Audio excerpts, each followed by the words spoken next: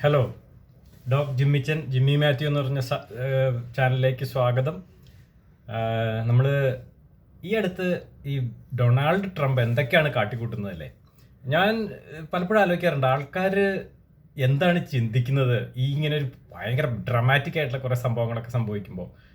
പെട്ടെന്ന് തന്നെ സെലൻസ്കിയെ വിളിച്ചു വരുത്തുന്നു, പുള്ളിയെ അപമാനിച്ചു വിടുന്നു, പുട്ടിനുമായിട്ട് ഭയങ്കരമായിട്ട് പുട്ടിനെ സപ്പോർട്ട് ചെയ്യുന്നു. ഭയങ്കര സംഭവം തന്നെ. എന്തുകൊണ്ടാണ് പുട്ടിനെ ഇത്രയും സപ്പോർട്ട് ചെയ്യുന്നത്? പിന്നെ പലപ്പോഴും പല ലോക നേതാക്കളെ പറ്റിയും ഡൊണാൾഡ് ട്രംപ് പറഞ്ഞിട്ടുണ്ട്, എനിക്ക് പുള്ളിയെ ഭയങ്കര ഇഷ്ടമാണ്, ഹീസ് എ ഗ്രേറ്റ് മാൻ എന്നൊക്കെ പറഞ്ഞു. ഭയങ്കര എന്തോ ജിയോ പൊളിറ്റിക്കൽ ഭയങ്കര കാൽക്കുലേഷൻസിൻ്റെ പുറകെ ഉണ്ട് എന്നൊക്കെയാണ് ആൾക്കാർ പറയുന്നത്.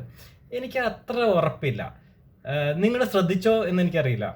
സെലൻസ്കിയെ അപമാനിച്ചു വിട്ടതിന് ഉടനെ തന്നെ ഓക്കെ, സെലൻസ്കി മറ്റേ യുക്രൈനുള്ള എല്ലാ ഇതും കട്ട് ചെയ്തു, നമ്മൾ പുട്ടിനെ സപ്പോർട്ട് ചെയ്യും എന്നുള്ള രീതിയിൽ പറഞ്ഞു കഴിഞ്ഞപ്പോഴത്തേക്കും യൂറോപ്പ് മൊത്തം എല്ലാ യൂറോപ്യൻ രാജ്യങ്ങളിലെ നേതാക്കന്മാർ ഒറ്റയടിക്ക് ഡൊണാൾഡ് ട്രംപിനെ ഭയങ്കരമായിട്ട് അപലപിക്കുകയും യുക്രൈന് സപ്പോർട്ട് കൊടുക്കുകയും ചെയ്തപ്പോൾ ഒരു ചെറിയ വാർത്ത, ഒരു ഇംഗ്ലീഷ് ന്യൂസ് പേപ്പറിൻ്റെയൊക്കെ ഉള്ളിൽ വന്ന് ചെറിയൊരു വാർത്ത, അല്ലെങ്കിൽ പിന്നെ ചില വാർത്താ ചാനലുകളിൽ കൂടെ വന്നൊരു ചെറിയ വാർത്ത നിങ്ങൾ ശ്രദ്ധിച്ചോ എന്ന് എനിക്കറിയില്ല. ഒരേ ഒരു യൂറോപ്യൻ നേതാവ് മാത്രം ഡൊണാൾഡ് ട്രംപിനെ സപ്പോർട്ട് ചെയ്തു. അത് വിക്ടർ ഓർബാൻ എന്ന് പറയുന്ന ഹംഗറിയുടെ പ്രസിഡൻ്റായിരുന്നു. അപ്പോൾ വിക്ടർ ഓർബാൻ എന്ന് പറയുന്നത് ഒരു അതോറിറ്റേറിയൻ ഡെമോക്രാറ്റാണ്. അതായത് ഡെമോക്രസി, പുട്ടിൻ്റെ പോലെ തന്നെ ഡെമോക്രസിയെ സബ്വേർട്ട് ചെയ്തിട്ട് ആ ഒരു നാഷണലിസം, പ്രൈഡ് എന്നൊക്കെ പറഞ്ഞ്, ഹംഗേറിയൻ പ്രൈഡ് എന്നൊക്കെ പറഞ്ഞ് ഇതേ മോഡലിൽ ആ രാജ്യത്തെ ഏകാധിപതിയായിട്ട് കുറേ നാളായിട്ട് നിൽക്കുന്ന ഒരാളാണ്. അതായത് യൂറോപ്പിലെ ഏകദേശം ഒരേ ഒരു കുറേ ഡെമോക്രസിയൊക്കെ നടക്കുന്ന സ്ഥലങ്ങളിലെ ഒരു ഒറ്റയാനാണത്. ഞാൻ കാണുന്നത് ഇപ്പം ഐഡിയോളജിക്കലി ഇപ്പോൾ റൈറ്റ് വിങ്ങേഴ്സ് പറയുന്ന ഒരു കാര്യം എന്ന് പറഞ്ഞു കഴിഞ്ഞാൽ മൾട്ടി പോളാർ വേൾഡ് വരുന്നു, സിവിലൈസേഷൻ, പല സിവിലൈസേഷണൽ പ്രോസസ്സാണ് നമുക്ക് വേണ്ടത് ലോകത്ത്, പല സിവിലൈസേഷൻസ്, അല്ലാണ്ട് ഒരു ഒറ്റ യുണൈറ്റഡ് നേഷൻസ് എന്നൊക്കെ പറഞ്ഞൊരു വെസ്റ്റേൺ പവേർഡ് വേൾഡ് വേണ്ട, അല്ലെങ്കിൽ ഒരു കൺസെൻസസ് പവേർഡ് വേൾഡ് വേണ്ട എന്നൊക്കെയുള്ളത്. വെസ്റ്റേൺ പവേർഡ് ആണോ എന്നുള്ളതൊക്കെ ഡിബേറ്റബിൾ ആണ്, ഞാനോട് കടക്കുന്നില്ല. പക്ഷെ അതൊരു വലിയൊരു സംഭവമല്ല. അങ്ങനെ ഒരു സംഭവം ഒരു പുതിയ കാര്യമൊന്നുമല്ല. അത് പണ്ട് മുതലേ ലോകത്തിൽ അങ്ങനെയാണ്. പല സിവിലൈസേഷൻസ് ആണ്, പല നേഷൻ സ്റ്റേറ്റ്സ് ആണ്, അവരുടെ പാട്രിയോട്ടിസമാണ് നടന്നിരുന്നത് കുറേ കാലങ്ങളായിട്ട്. അപ്പോൾ അടുത്ത കാലത്തായിട്ട് പക്ഷേ ചില മാറ്റങ്ങളുണ്ട്. അപ്പം ചുരുക്കി പറഞ്ഞാൽ ഞാൻ മനസ്സിലാക്കുന്നത്, ഉദാഹരണത്തിന് ഡൊണാൾഡ് ട്രംപിൻ്റെ ഡിസിഷൻ്റെ ഒരു വലിയ ഭാഗം എന്ന് പറഞ്ഞു കഴിഞ്ഞാൽ പുട്ടിൻ പോലെയുള്ള ഒരു നേതാവിനെയും പുള്ളിക്ക് വലിയ ഇഷ്ടമാണ്.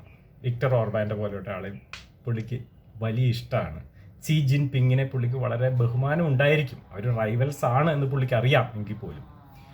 എന്ന് പറഞ്ഞു കഴിഞ്ഞാൽ അതേപോലത്തെ ഒരു ഭരണക്രമമാണ് പുള്ളിക്ക് ഇഷ്ടം. എന്തുകൊണ്ട് ഈ ഇഷ്ടം വരുന്നു?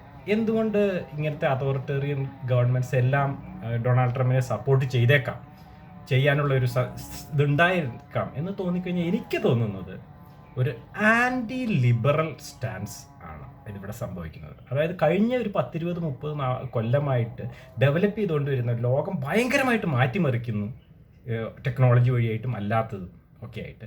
പക്ഷെ അതിന് വളരെ സ്ട്രോങ് ആയിട്ടുള്ളൊരു കറൻറ്റ് എന്ന് പറഞ്ഞു കഴിഞ്ഞാൽ ലിബറൽ വേൾഡ് വ്യൂ എന്ന് പറയുന്നത് ഒരു സംഭവം ഭയങ്കര സ്ട്രോങ് ആയിട്ട് അടിച്ചുകൊണ്ടിരിക്കുന്നു എന്നുള്ളതാണ്. അതായത് ലോകം മൊത്തം ഒരു സ്ഥലമാണ്, എല്ലാവർക്കും ഈക്വൽ ആയിട്ടുള്ള റൈറ്റ്സ് ആൻഡ് റെസ്പോൺസിബിലിറ്റീസ് ആണ് വേണ്ടത്. ഈ നേഷൻ സ്റ്റേറ്റ് എന്ന് പറയുന്നത്, റേസ് എന്ന് പറയുന്നത്, ഐഡൻറ്റിറ്റി എന്ന് പറയുന്നത്, ഇതിലൊന്നും വലിയ കാര്യമൊന്നുമില്ല. പാട്രിയോട്ടിസത്തിലൊന്നും ഒരു കാര്യമൊന്നുമില്ല. അങ്ങനത്തെ ഒരു സംഭവം.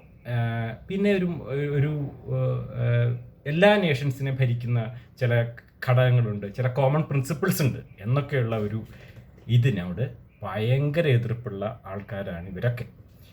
ഇതിനകത്ത് ലിബറൽസ്, ഇതിനകത്ത് ചില പ്രശ്നങ്ങൾ സംഭവിച്ചിട്ടുണ്ട് അവർക്ക്.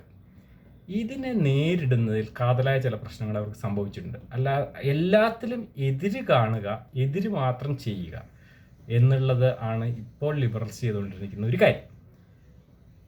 അതിന് പകരമായിട്ട് എന്താണ് ലിബറലിസം? ലിബറലിസം എന്ന് പറഞ്ഞു കഴിഞ്ഞാൽ നാഷൻ സ്റ്റേറ്റിന് എതിരാണോ? ശരിക്കും പറഞ്ഞാൽ എതിരല്ല.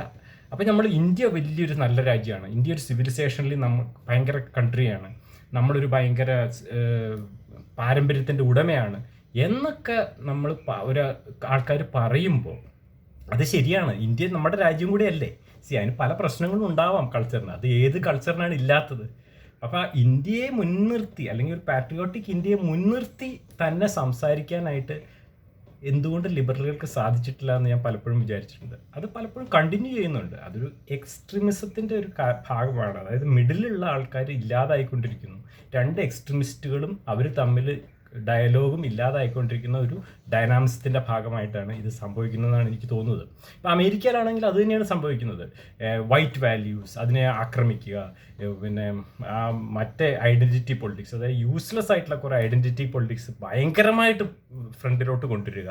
ഐഡൻറ്റിറ്റി പൊളിറ്റിക്സ് ഒന്നും യൂസ്ലെസ് അല്ല. ഇതൊക്കെ വളരെ വേണ്ടപ്പെട്ട ഐഡൻറ്റിറ്റി പൊളിറ്റിക്സ് ആണ്. ഞാൻ യൂസ്ലെസ് എന്ന് പറഞ്ഞത് ആ യൂസ്ലെസ് ആയിട്ടുള്ള ഒരു രീതിയിൽ അതിന് പ്രോമിനൻസ് കൊടുത്തുകൊണ്ട്, അതാണ് മെയിനായിട്ട് ലിബറലിസത്തിൻ്റെ കാതൽ. ലിബറലിസത്തിൻ്റെ കാതൽ അങ്ങനത്തെ ഐഡൻറ്റിറ്റി പൊളിറ്റിക്സ് അല്ല എന്നുള്ളതാണ് സത്യം. അപ്പോൾ ഇതിനകത്ത് ഇങ്ങനെയൊക്കെ കുറേ കാര്യങ്ങളുണ്ട്. ഞാൻ പറഞ്ഞതിൻ്റെ കാതൽ നിങ്ങൾക്ക് മനസ്സിലായോ എന്ന് എനിക്കറിയില്ല. നിങ്ങളുടെ കമൻറ്റുകൾ കേട്ട് കഴിഞ്ഞാൽ ചിലപ്പോൾ എനിക്ക് മനസ്സിലാവും. ചിലപ്പോൾ നമ്മളെ ഇതിപ്പോൾ പറയുമ്പം നമ്മളെ നിങ്ങൾ ഹിറ്റ്ലറാണ്, നിങ്ങൾ മുസോളിനിയാണ്, അല്ലെങ്കിൽ നിങ്ങൾ ഒരു ലെഫ്റ്റ് വോക്ക് വൃത്തികെട്ടവനാണ് എന്നൊക്കെ പറഞ്ഞ് അപമാനിക്കാനാണ് സാധാരണഗതിയിൽ ഇതുപോലത്തെ ഒരു വീഡിയോകളിലൊക്കെ കാണുന്നത്. അത് പറയണമെങ്കിൽ പറഞ്ഞോളൂ. ഇല്ലയെന്നുണ്ടെങ്കിൽ ഇതിനകത്ത് ചിന്തിക്കാൻ എന്തെങ്കിലും ഉണ്ട് എന്ന് തോന്നിക്കഴിഞ്ഞാൽ കമൻറ്റ് ചെയ്യണം കേട്ടോ.